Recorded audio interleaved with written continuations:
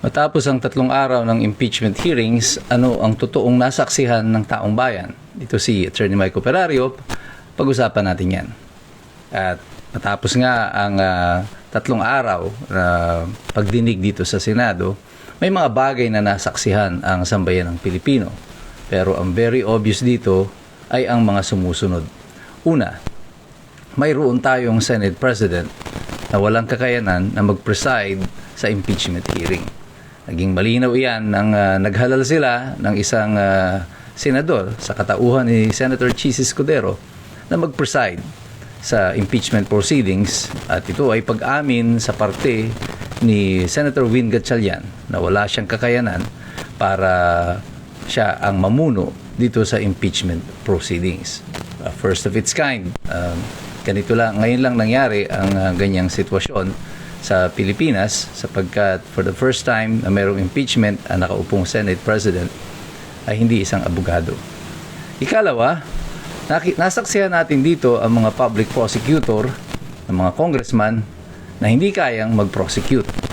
Sila ay taga-opening statement lang, tagagawa lang ng mga political speech, mga madrama na mga linyada na dahil ito ay mga opening statement, hindi naman subject to cross-examination or cannot be challenged. At yun lang ang kaya nilang gawin. Yung mga bagay na pang-abogado na hindi po pwedeng tanungin.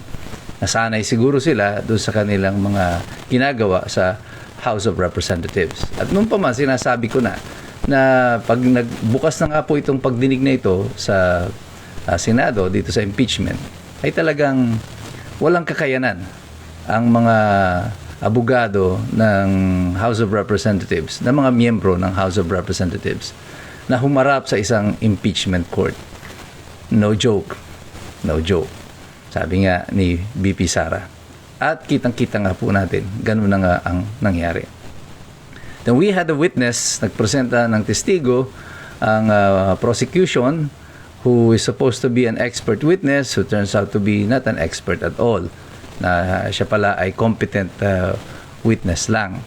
And then on cross-examination, nakita natin na ang kahinaan ng testimonya na ito, sapagkat so far ang kanyang napatunayan lang ay mayroong video na hindi pa nga malinaw, ano?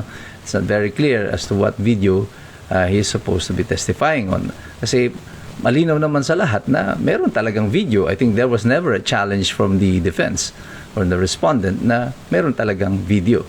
Ang nangyari lang, nabuksan tuloy ang kanilang mga motibo sa pag-iimbestiga. At dito na nga ay pumasok yung mga ibang elemento ng investigasyon na ito. Pang-apat ay ang pagpapakulong kila Senator Marcoleta at kila Mike Defensor as a precursor o bago pa man magbukas ang pagdinig dito sa Senado. Well, sinabi ko na noon, hindi po nila may tatanggihan na these are actually connected, related po ang mga ito. Kahit na siyempre itatanggi nila na walang koneksyon ng pagkakakulong kay Senator Marcoleta on the day na mag-uumpisa na ang impeachment proceedings. Yan, tanong ng taong bayan, is it all worth it? Itong lahat ng mga pinagagagawa na ito, I mean, gumagastos ang sambayan ng Pilipino ng milyon-milyon at potentially aabot ito sa bilyon bago matapos yung pagdinig para lamang dito. Madinig natin sa kanila, sa mga House of Prosecutors, ang isang bagay na alam na natin. At alam naman natin kung ano ang intensyon talaga nila dito. Malinaw para sa lahat na hindi ito tungkol sa impeachment. Because the truth of the matter is, derechahang usap ito. Sa kasalukuyang bilang ng mga miyembro ng Senado, yung political alignment, there is no way na ang prosecution will be able to convict si VP Sara Duterte. Ang mga senador na meron sa hanay ng minority at the moment, kahit nasabihin pa nila na hindi na makaboto si Senator Marcoleta or si Jingo Estrada, the fact of the matter is, 13 ang senador ng majority. At yung 13 na yan is 3 senators short of the required vote para i-convict si Sara Duterte. May nakikita ba tayong pagbabago sa bilang na yan? Not at the moment. Baka si Joel Villanueva na yung huling tatalon dito sa kampo. Kasi kung ikaw naman talaga yung sitting senator right now, it will be a disaster, ano, if ngayon ka pa magpapalit ng iyong kampo, ano, with a little over a year na lang, ano, na uupo si BBM. July na ngayon, ano. So next it's probably about mga 12 to 14 months na lang ang effective leadership ni BBM, kasi on 2028 kapag po pumasok na po ang after 2027, pagpasok ng mga June or July of 2027 ay posisyonan na po yan ng mga mag-aambisyon na tatakbong presidente. At siyempre gagalaw na yung mga dilaw, yung mga pink, at yung mga makakaliwa, at siyempre yung grupo nila BBM. At ma-expect natin dyan na sila na rin mismo ang magsisipag-away-away pagkatapos nito. Because all they needed right now is to eliminate Sara Duterte. At pag wala na si Sara Duterte, sila naman mag-aaway. Problema nila dyan, pag hindi nila na-eliminate si Sara Duterte, then they have a big problem. Sino ngayon ang pipiliin nilang kalaban? So I think pwedeng magkaroon ng paggrupo-grupo nila o aggregation nila by next year. But they are slowly running out of time. Kaya sa kasalukuyan, I maintain my position that these impeachment proceedings ay hindi naman po tungkol talaga sa impeachment. Kasi nga, wala naman silang sapat na bilang para makonvict nila si Sara Duterte. So para saan itong impeachment nito?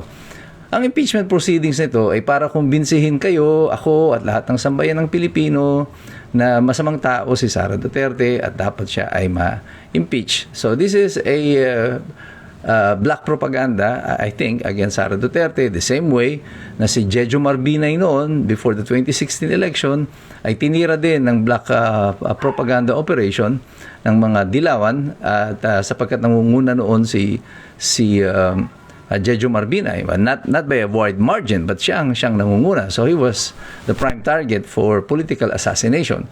So ngayon naman, it is Sara Duterte. So same tactic, different method. Ano ginamit nila ngayon? This is process of impeachment, because yung regular na mga House investigation didn't work kasi wala talaga silang makuha. So right now, gagamitin nila yung impeachment to do this against Sara Duterte. Second, I think the objective nito is, and I think this is the more important issue here, ay yung pagtakpan talaga yung flood control. Ano, sabi ko nga doon sa isang interview sa akin, ano, yung parang sitwasyon natin is during the Roman times, panahon ng mga Romans, na pag yung bayan ay naghihirap, ang gagawin nila para ma-entertain yung mga tao, mag-host sila ng gladiator games. So kahit na naghihirap yung mga tao, nakakalimutan nila yung kanilang pagdurusa dahil natutuwa sila sa gladiator games. Itong si panahon ni Marcos Sr., ganyan din na nangyari. Nung nag-aaklas na yung mga taong bayan dahil sa mga kapalpakan ng polisiya, ng ekonomiya, paglabag ng ating mga karapatan, in-entertain tayo ni Imelda Marcos with the experimental cinema of the Philippines. Ano? Dito na nag-umpisang lumabas yung mga bomba films, yung The Boatman, Scorpio Nights, at saka pagdating na nga sa mga probinsya, nauso na yung mga penetration movies, libre na, pwede nang magpalabas ngayon, hindi na bawal magpalabas sa mga sinihan.